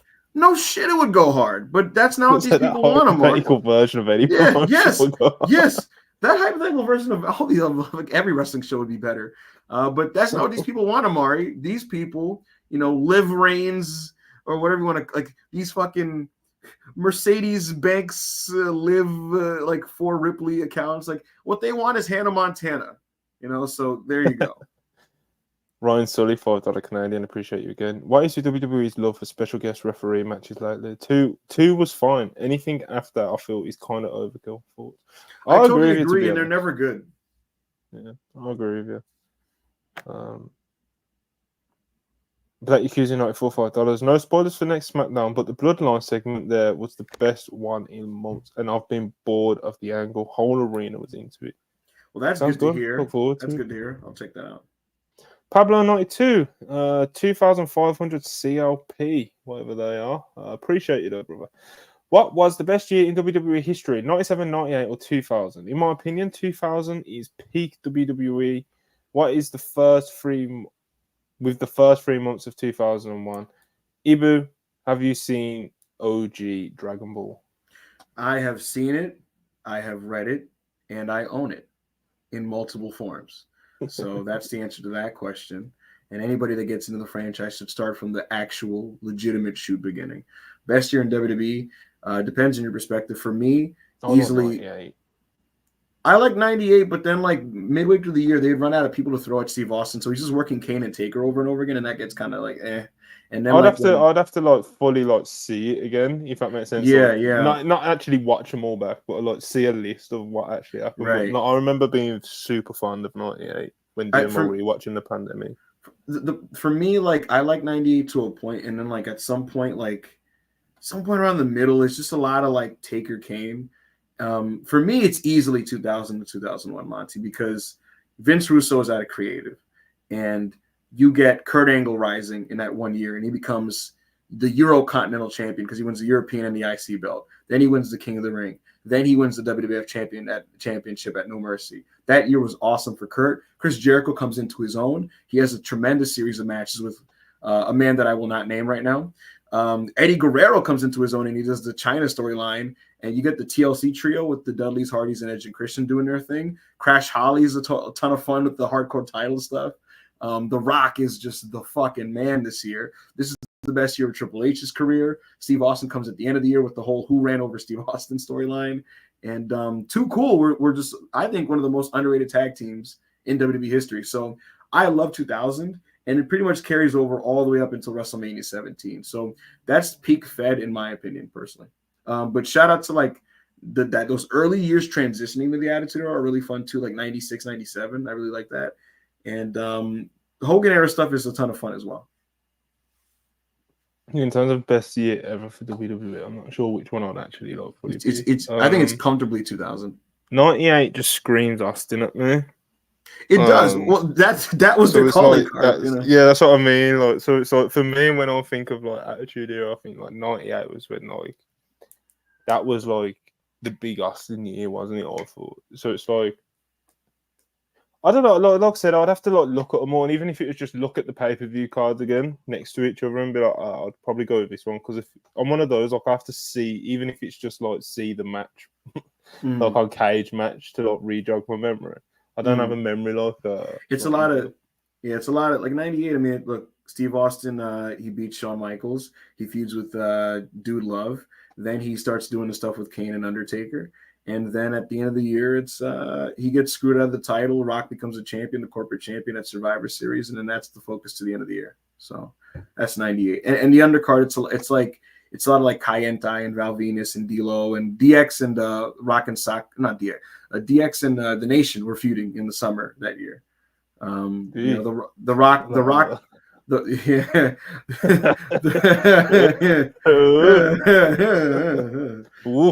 Some interesting segments. I actually think that program is good, but yeah, some of those, that's the worst part.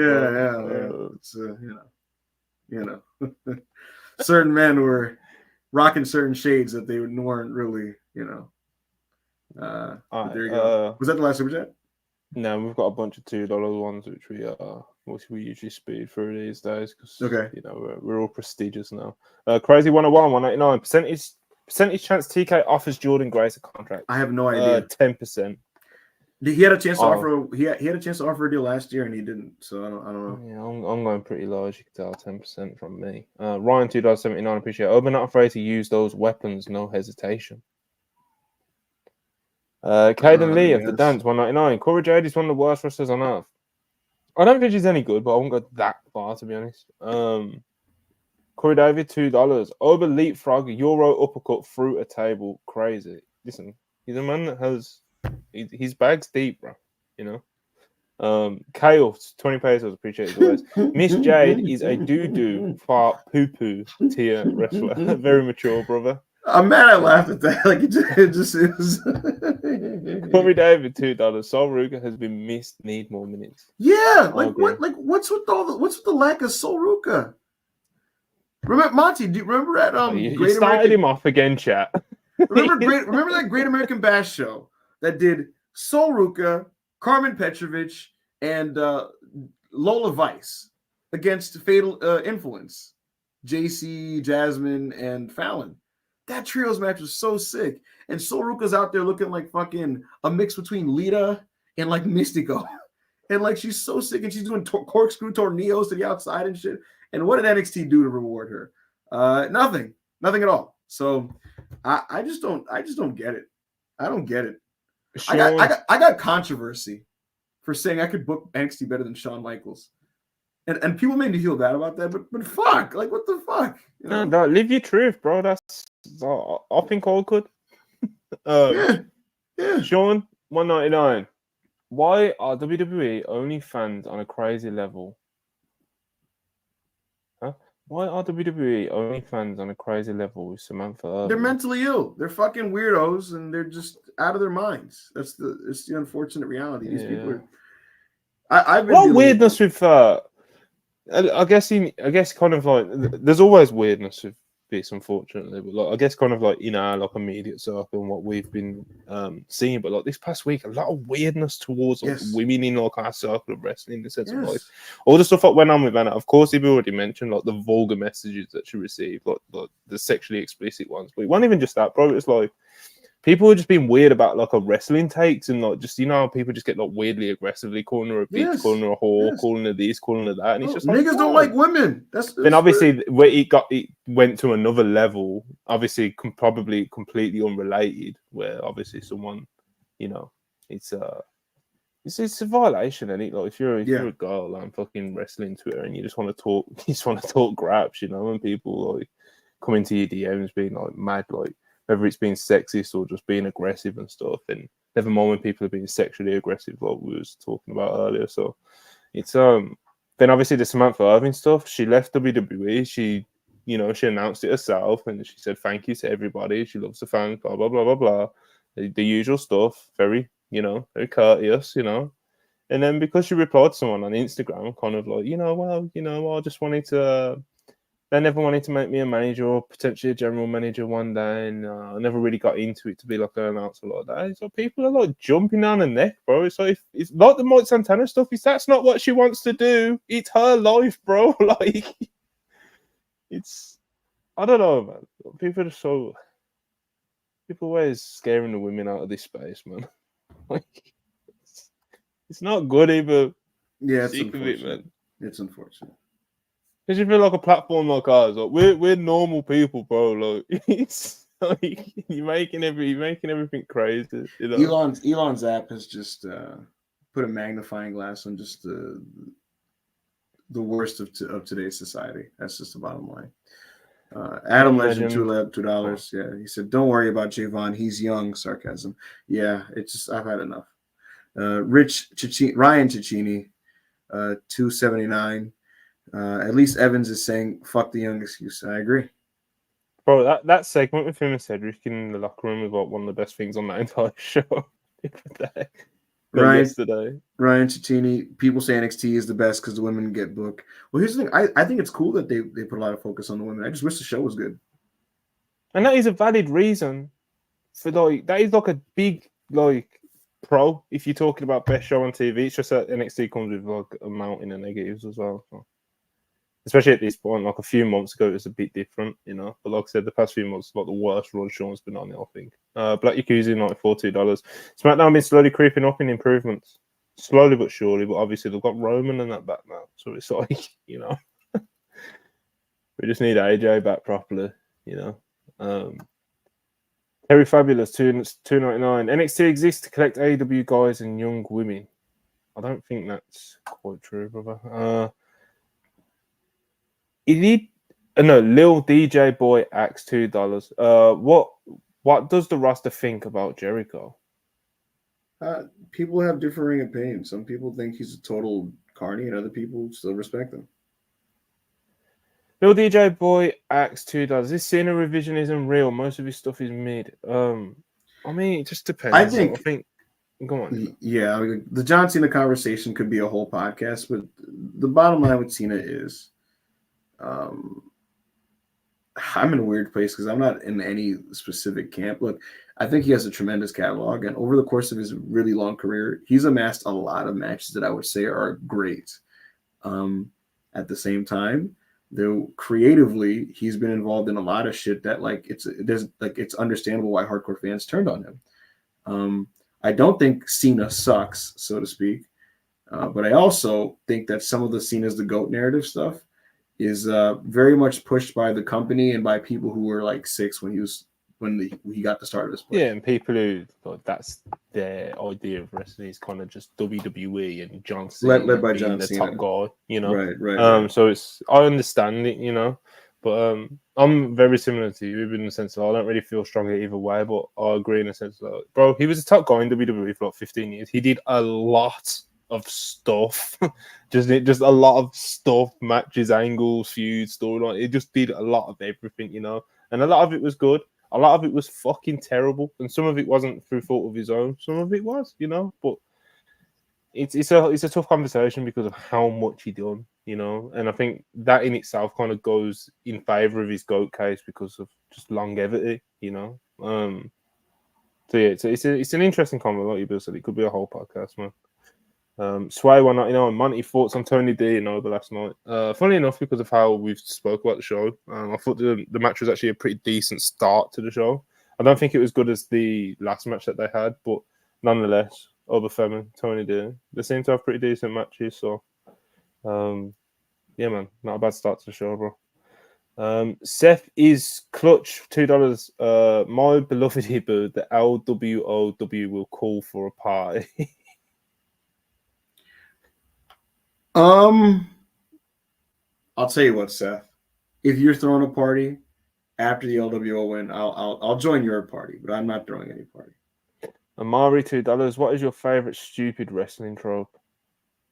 There's a couple, but Dwayne the Rock Johnson. just I like when a guy's in a hold and the referee drops their arm one time, drops it a second time. When he drops it the third time, they hold it back up, like powering up. Like I actually like that. especially when it works, as in like people Yeah. actually pop through it, or actually moves people, you know. Match 184, 189. Ibu, you're a Cowboy Bebop fan. My favorite anime. Yeah.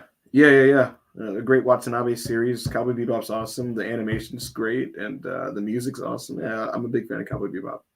2025 may be my anime year, people. We'll hold you to that. I said may. We'll hold you to that. It's too big of a commitment, you know. Dev to does $2. Paul Pierce looks like a black Miz. I feel like he said this in a different I feel podcast. so do I, you know. Yeah, I feel like he said this before. It could be if it is a recurring super chat, you know. Yeah. The final boss 199 tonight. I got this is you, Tonight, I am the game. Yeah, that's the famous promo before Armageddon 2000 and the 6-man Hell in a Cell. He does it on the Young Rock show as well. Triple H gets all like pissed about it, and it's like this terribly acted later. That is like one of the worst shows ever, you know, that Young Rock business. Oh, I thought you were plugging. I don't know why this. Because I'm thinking of Rock and Triple H. I remembered. I want to say it was Fully Loaded '99, and it was like the Sunday Night Heat before the show started. I think it was. Rock cuts a promo making fun of Triple H. It was right after Triple H cut the promo on Jim Ross, like "I am the fucking game, JR." Like that whole thing about like you know, and Rock did the thing on the promo. He was like, "They punished me because of my friends." He did that. He did that voice, and it's so funny. But shout out to Dwayne, man. Shout out to Dwayne. Speaking of Dwayne, sources within WWE claim that the company is a priority for The Rock, and he's expected in the fold here and there in a sporadic fashion. Some higher-ups said The Rock has made clear he's a part of the, quote, the family, and will appear when he's able to. Some more from Thoughtful Select about how his appearance at Bad Blood came together last minute. And there's people in WWE hopeful that he'll be on the first Raw on Netflix. There you go. Are we doing the super chat? Are we doing the super chats, Monty? There's one that just got sent. Prime RVD was so cool from Dev to Hell yeah. Yes, he was. He was my favorite as a little boy. So I don't have much to add to Halloween Havoc other than to balance out some of the strong negativity that I had towards the show, which I stand by because the show is bad. I will say that I did like the one match that I came to see on the show, which was the women's tag. Cora Jade struggled out there, but I thought like the Roxanne exchanges with Julia and especially with Stephanie were really, really strong. And I liked what I saw out there. And I just had a good time watching it. Like it was one of those weird things where like, as I'm sitting through, I'm not like bored. And I could have like gone for like another 5 minutes, just letting them wrestle. You know, it was like nice to see that type of thing. I was just locked in. So I thought it was a good match. And the heat wasn't quite what I would have liked because the Julia Roxanne heat on the first CW show was like in Chicago was crazy, right? And this didn't have that type of heat. It was just kind of like they had to really work hard to get the crowd to react, and eventually they did. They did do the NXT chants, and this is awesome. But like it wasn't that type of like electric, like the bell rings and people are losing their mind type of heat. But I still really like that match. So I wanted to add that regarding NXT. And I do want to quickly just kind of touch on Bound for Glory because I just wanted to say that until do what you want, brother. Yeah, no, I was going to say before that last hour, I thought the show was quite strong. Vikingo opened up with Mike Bailey for the X Division Championship, and Mike Bailey defeated Elio del Vikingo. Unfortunately, Vikingo sustained some type of injury the next day on tapings. Matt Cardona beat PCO. I think he beat him. I don't even remember anymore, but that was fine. I mean, PCO is still a lot of fun. Matt Cardona's a totally fine worker. Josh Alexander faced Steve Macklin, and I thought they had a good match. I thought they had a very good match. I like it. I like Josh Alexander when he's not trying too hard is the best way I could explain my feeling on his matches. So they had a good match with some interesting ideas. And really the peak of the show for me were Mike Santana versus Moose, which I talked about earlier when we put him over. And I got to shout out Jordan Grace and Masha Slamovich because I thought that match was excellent. That was awesome. That was fucking awesome. Match.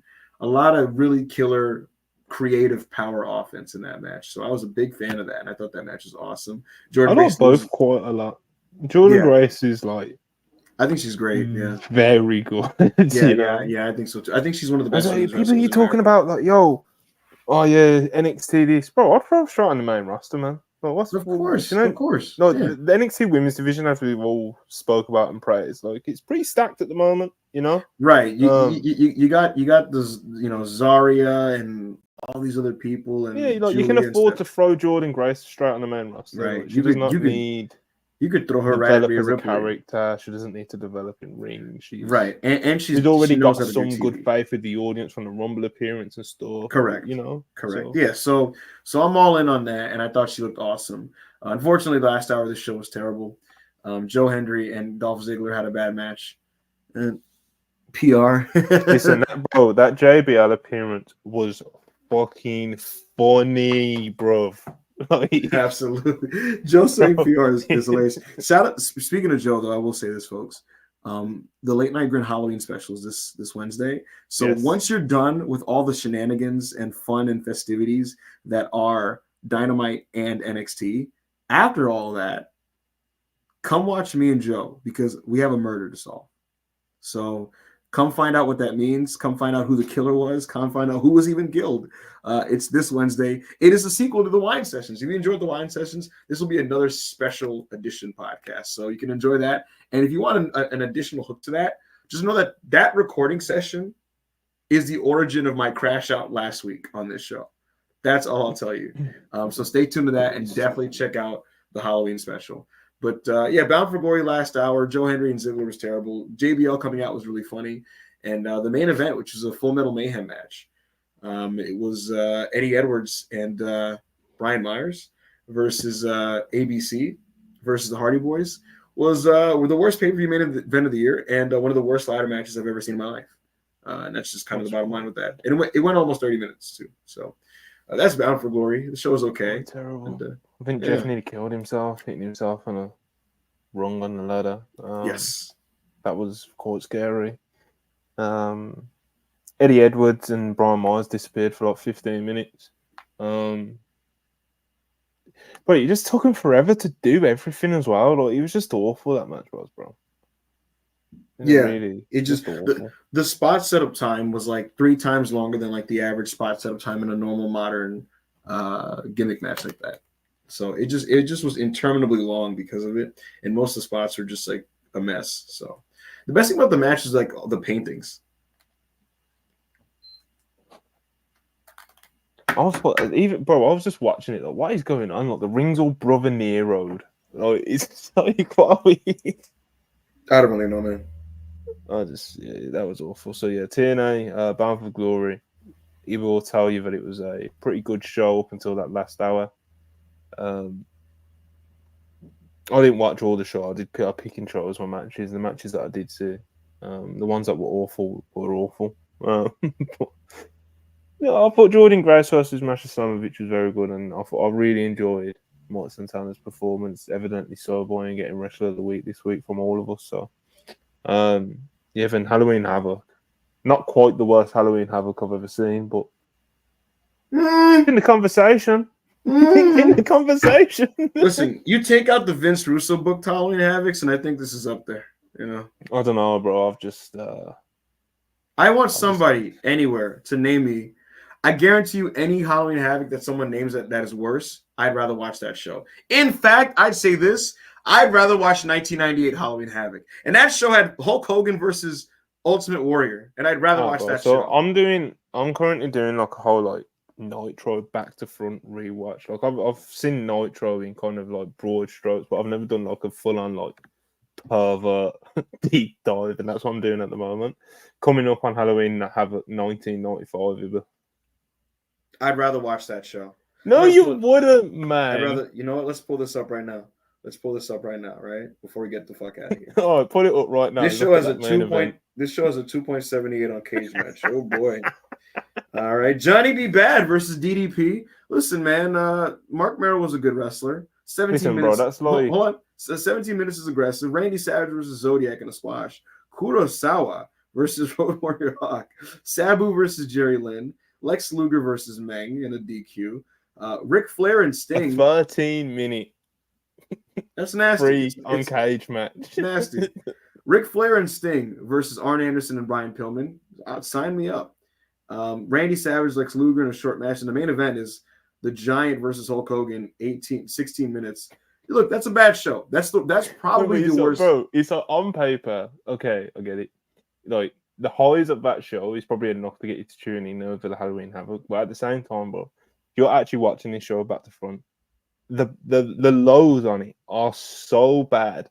You know, like that main event, bro, is like outrageous. And I won't say I'm a Hulk Hogan defender when it comes to his matches and stuff, but I'm very lenient with it. You know, like I'm not one of them people who say all his matches suck and stuff. But Jesus Christ, you know, like, that one's crazy. Look, it's crazy. I still will say this year's Halloween Havoc is one of the worst. That's why I said it's in the conversation. It's not the one seed. It's bottom. It's bottom it's 4. Too competitive. I'm gonna say that and like what, maybe 2000. Yeah, you know, around like 2095. The monster truck match. See, bro, these people know. Anyways, let's get out of here, man. Let's get out of here. Over super chats before we fully wrap up. It's SMG $5. After getting a knee replacement, 4th Rumble win dream is over. I'm gutted, heartbroken emoji. Yeah, he did say he needs that surgery, didn't he? So. Dev to Dust $2. Why is the Miz so terrible? Just born that way, bro. It's really bad. Pablo 92, 2,500 CLP. Appreciate you again. Who was the best WWE star 2002 to 03? Angle or Lesnar? I'd go Angle. If I had to pick between those two, I'm picking Kurt Angle. Yeah. Mouse on 84, 199. What's the best shit ever in New Japan? That's a Nibu one, to be honest. Because I could only tell you from the era that you named. So I don't think I'd be the right person to. I actually prefer 90s New Japan to 2010s, but I think the best single year in New Japan ever is 2017, for sure. I think 2017 is the best year in the history of the promotion. There's just too much that's unbelievable. Yeah, it did get to, like I said, the only reference point I would have would be like in terms of like the peak of New Japan would be like the 2010, late 2010. It did get to a point in like 17, 18 where it was like just unbelievable. We use the word, unbelievable. We use the word like too much. So it kind of loses me. It was literally like surreal. Like it was unbelievable, like what they were churning out, you know. So it's like one of the greatest years from for a promotion like ever in the history of wrestling. Bottom line, the output was unbelievable.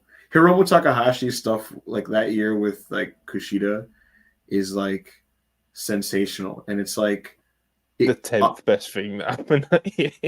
Like it's like the Tanahashi Naito stuff and Omega's work and like Ishii that year and Shibata, and it's just too much man, it was just tremendous. It was tremendous. All right, people. Back tomorrow. You'll be on Rob Raw review. Yep. Maybe we'll have Jana back as well. But we'll need to confirm that. But and anything else we need to plug? I don't think so. No. Check out the WrestlePurists. I mean, not WrestlePurists. The Late Night Grin Halloween special on Wednesday night. Yeah, man. Good shit, people. Absolutely. You don't want to miss that. Dust, $2. New Sports Rates best in the 90s. So no more forever. The Yankees won World Series. The Knicks were in 2 finals. I mean, listen, man, we were rocking and rolling. The Rangers won the Stanley Cup in '94, man. We were rocking and rolling, man. We were rocking and rolling. All right, people. Thanks for watching. Please like, subscribe, leave any comments if you're watching this on replay, and don't forget to tune into the Raw review tomorrow with Ivo and Rob. Like, subscribe. Thanks for the super chats. Peace. Have a good night, everybody.